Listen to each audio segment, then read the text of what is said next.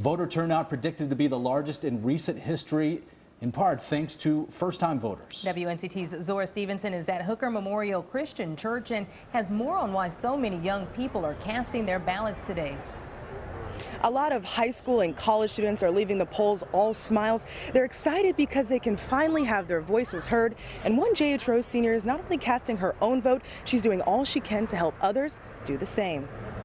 You're good to go. Thank you for voting. Everyone needs to exercise their right. No matter who you're voting for, just come out and vote. If there's one thing the majority of Americans agree on, it's that voting is something everyone needs to do. We are in charge of what goes on in our country, and we have the ability to vote and elect people who can make a difference. One person making a difference in our area is J.H. Rose senior Haley Creef. Register you from there. Okay. Creef is spending the day at the polls as a volunteer. She's checking people in, helping with curbside voting, and greeting people as they enter the polling place. You're going to go in there. Her work doesn't stop there.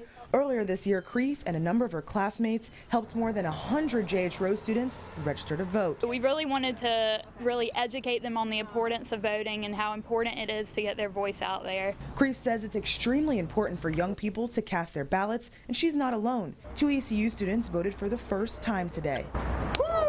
The two friends are excited to have their voices heard. Maybe a small difference, but at least I'm doing something about it. I always say it could come down to that one vote, so I wanted to go out there and see what I could do. Both high school and college students I talked to say young people need to care about this year's election. It's going to be affecting the young people the most. We are the next generation, rising high schoolers, college students, the millennial generation, and we have the power to really make that change.